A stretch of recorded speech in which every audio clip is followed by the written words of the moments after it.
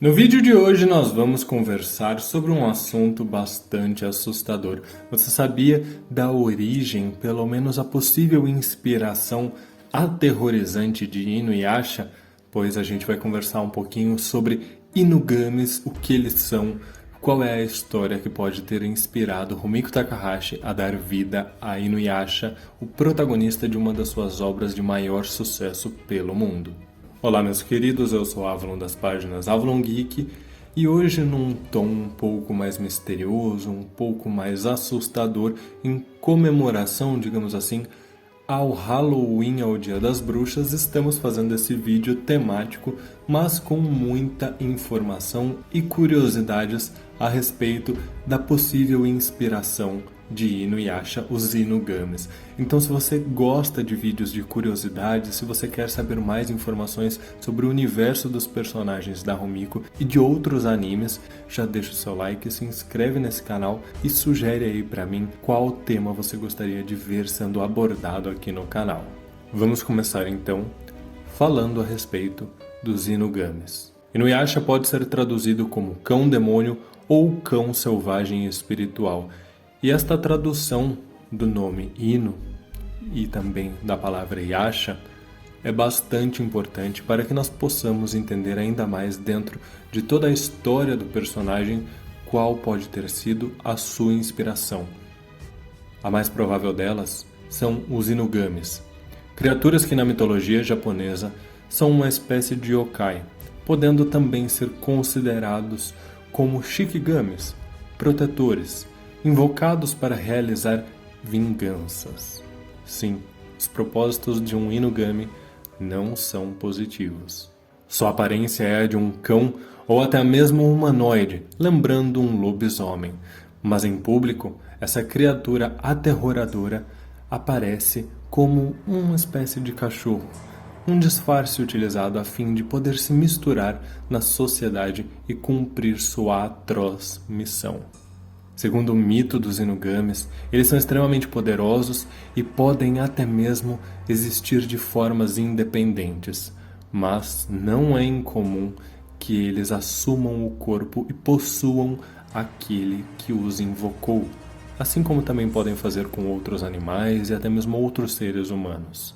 Reza a lenda que poderosos feiticeiros no Japão antigo eram capazes de criar os poderosos espíritos de Inugamis através de cerimônias monstruosas, utilizando-se de ações nefastas para isso. Esses rituais envolviam uma verdadeira tortura a animais para que estes pudessem se tornar espíritos vingativos e furiosos. Sua força derivava de seu ódio, de seu inconformismo, e para deixar os espíritos presos a esta terra, eles passavam fome. Eu vou evitar dar detalhes desses rituais, justamente porque podem gerar alguns gatilhos em algumas pessoas e também porque é algo totalmente abominável. Por mais que esse vídeo tenha uma temática de terror, o que é um pouquinho incomum aqui no canal, eu não gosto nem um pouco da ideia de que esses rituais possam ter sido realizados em alguma vez e espero que sejam apenas mitos. De acordo com a lenda, a pessoa que fizesse esse ritual utilizando-se de um animal, um cachorro, acabava por se tornar o patrono, o mestre daquele Inugami.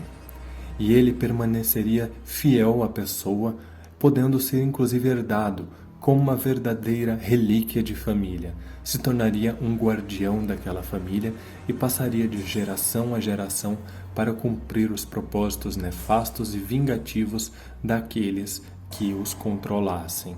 As lendas também dizem que os rituais para a criação de um Inugami eram proibidas até mesmo no Japão antigo, não apenas por se tratarem de situações extremamente cruéis com animais, mas também por gerarem possibilidades de possessão desses espíritos poderosos em humanos, algo que não deveria se tornar uma brincadeira.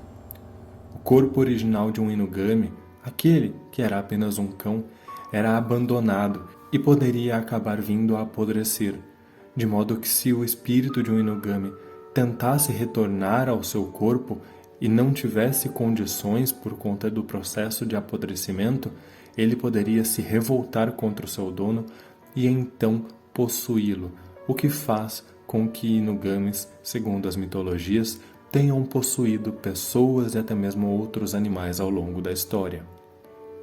O que acontece é que uma pessoa possuída por um Inugami, principalmente se fosse o responsável por ter invocado, por mais que pudesse ser livre daquela possessão, acabaria acusado e exilado, assim como todos os seus descendentes, e estaria condenado a um estilo de vida solitário, porque seria visto pelos outros como alguém contaminado pelo mal, assim como seus descendentes também seriam. É bastante assustador, não é, pessoal? Mas o importante aqui não é a gente focar nessas criaturas ou então focar na maneira cruel como eram criadas. O que eu quis trazer nesse vídeo especial de Dia das Bruxas é trazer para vocês uma curiosidade do que pode ter sido uma das grandes inspirações da Rumiko para Inuyasha, principalmente lembrando que essas criaturas fantasiosas e que nós vemos e gostamos tanto no universo dos animes e mangás, muitas vezes tem uma história, um conto bastante sinistro nas lendas japonesas. É curioso pensar que aquele que é um meio yokai, um meio cão, meio humano, inspirado em Inugamis, possa ter essa inspiração tão cruel e tão maligna e se tornar um protagonista tão amado por tantas pessoas. Inclusive, eu fico me perguntando aqui conversando com vocês nesse vídeo, se esse era realmente o intuito da Rumiko. No começo, Inuyasha parecia não ser alguém tão gentil, inclusive atacou a Gomi e provavelmente assustou alguns de nós, pelo menos alguns segundos, no primeiro e segundo episódio. Mas na verdade, talvez a Rumiko quisesse que nós tivéssemos aquela impressão por conta da sua inspiração e entendêssemos que o contraste do coração humano de sua mãe Zayoi com a criatura demoníaca inspirada em um Inugami vinda de seu pai Inono Taisho era justamente o equilíbrio que dava um poder suficiente demoníaco para Inuyasha junto de um coração bondoso que poderia desenvolver amor pelos humanos e pelas outras criaturas, tornando esse protagonista alguém poderoso e bondoso ao mesmo tempo. Bom, pessoal, o vídeo de hoje é um especial de Dia das Bruxas, eu espero que vocês gostem, lembrando que se vocês forem pesquisar um pouquinho mais sobre Inugamis, tomem cuidado, porque a descrição dos rituais é bastante específica e cruel, não é algo que eu sugeriria para vocês.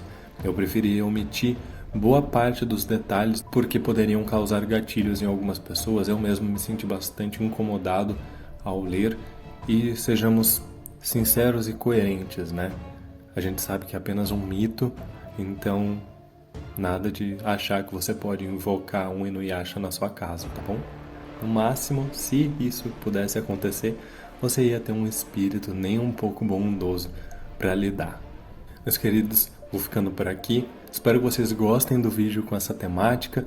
Espero que sirva de inspiração assombrosa para o Dia das Bruxas e yokai de vocês e que também sirva de curiosidade. Muito obrigado por tudo, um grande abraço e até mais.